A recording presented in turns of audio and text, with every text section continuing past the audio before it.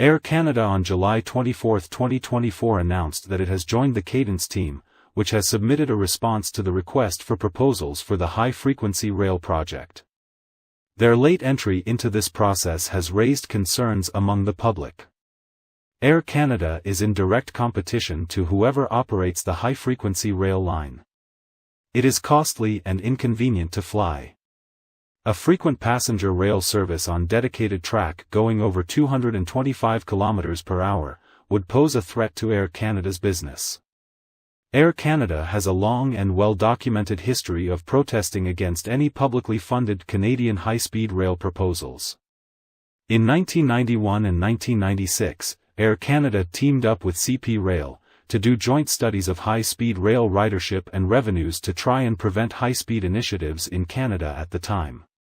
In 2003, the Air Transport Association of Canada, an association Air Canada is part of, was against the government funding the high-speed jet train that was proposed for 2 locations in Canada.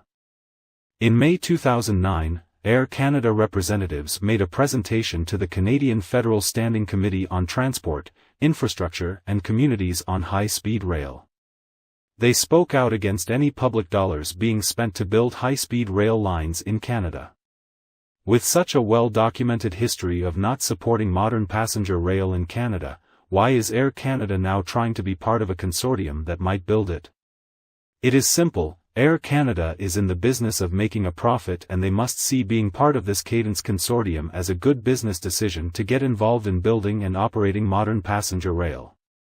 The question is it good for Canadians that one company has a control of our airlines and passenger rail system?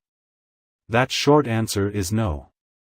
We are hopeful that government officials overseeing the request for proposals from the 3 consortiums will evaluate the dangers of accepting a proposal from the Cadence Air Canada alliance.